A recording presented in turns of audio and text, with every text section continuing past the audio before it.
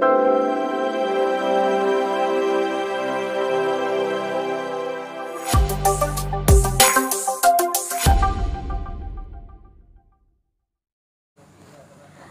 warahmatullahi wabarakatuh. Apa kabar anak-anak? Semoga selalu tetap sehat dan semangat meskipun belajar dari rumah.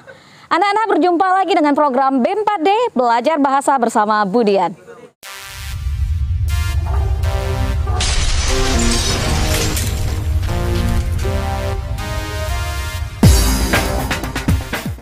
Anak-anak, jika minggu lalu kalian sudah belajar mengidentifikasi dan meringkas tentang teks eksplanasi, pada kesempatan kali ini kita akan belajar mengenai struktur dan kaidah kebahasaan teks eksplanasi. Jadi tujuan pembelajaran kita adalah kalian mampu menganalisis tentang struktur dan kaidah kebahasaan teks eksplanasi. Struktur teks eksplanasi terdiri dari 3 hal. Yang pertama adalah identifikasi fenomena. Yang kedua adalah rangkaian kejadian. Rangkaian kejadian dalam teks eksplanasi terbagi menjadi 2. Yang pertama kausalitas atau sebab akibat. Yang kedua adalah kronologis.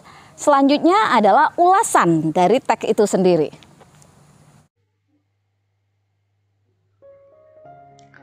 Struktur dan kaidah bahasa teks eksplanasi.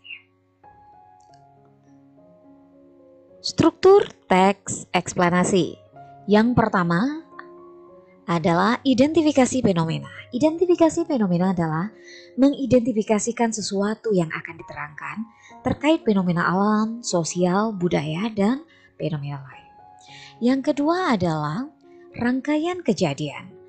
Rangkaian kejadian adalah perincian atas kejadian yang relevan dengan identifikasi fenomena yang dikemukakan. Untuk rangkaian kejadian bisa menggunakan 2 cara. Yang pertama adalah menggunakan cara kronologis atau urutan waktu. Yang kedua menggunakan cara kausalitas atau sebab akibat. Sementara teks yang urutan yang ketiga untuk struktur teks eksplanasi adalah ulasan. Yang dimaksud dengan ulasan adalah komentar atau penilaian tentang konsekuensi atau kejadian yang dipaparkan sebelumnya terkait fenomena yang dibahas. Kaidah kebahasaan teks eksplanasi. Yang pertama adalah menggunakan konjungsi atau kata hubung kausalitas. Kata hubung kausalitas yang biasa digunakan antara lain karena, oleh sebab itu, oleh karena itu, dan sehingga. Contohnya dalam paragraf, kerusakan hutan yang terjadi di Indonesia terutama di Pulau Jawa telah mengakibatkan bencana banjir dan tanah longsor. Kerusakan tersebut disebabkan oleh maraknya penebangan liar yang mengakibatkan menurunnya fungsi hutan sebagai resapan air.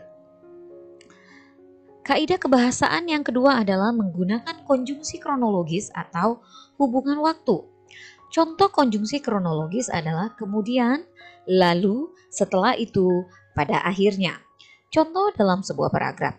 Setelah melalui perlawanan yang hebat di pertempuran keempat ini, pada 25 Juni 1821, Palembang jatuh ke tangan Belanda.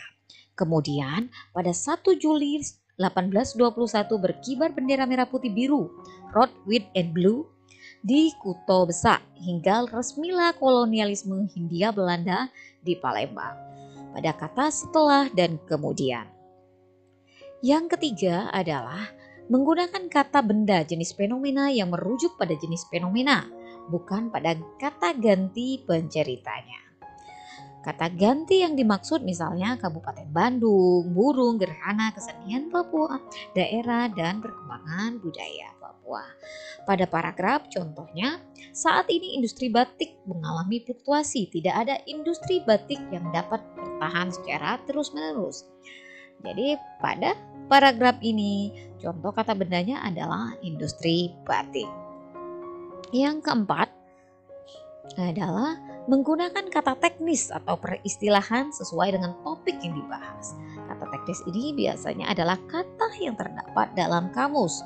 Contohnya kata virus. Kemudian kata reboisasi, ekosistem, dan industri pariwisata. Nah, sekarang Temukan kaidah bahasa yang terdapat dalam paragraf berikut. Pada tahun 2012 terjadi pula wabah yang mirip, yakni Middle East Respiratory Syndrome atau MERS-CoV di Timur Tengah. Dari kedua peristiwa itulah diketahui bahwa corona bukan virus yang stabil serta mampu beradaptasi menjadi lebih ganas, bahkan dapat mengakibatkan kematian. Sejak itulah penelitian terhadap corona semakin berkembang. Silakan ditemukan.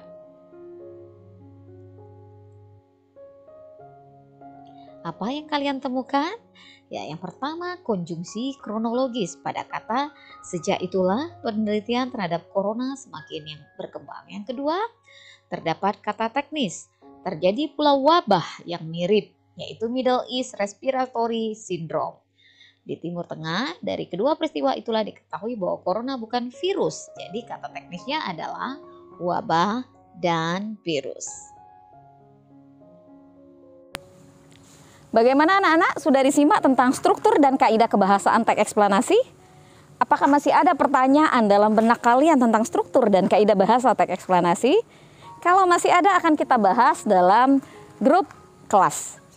Demikianlah pembelajaran kita hari ini. Sebelum Ibu akhiri, ingat tetap semangat dan selalu jaga kesehatan. Ingat 3M, menjaga jarak, menggunakan masker, dan mencuci tangan. Ibu akhiri dengan ucapan billahi taufiq wal hidayah. Wassalamualaikum warahmatullahi wabarakatuh.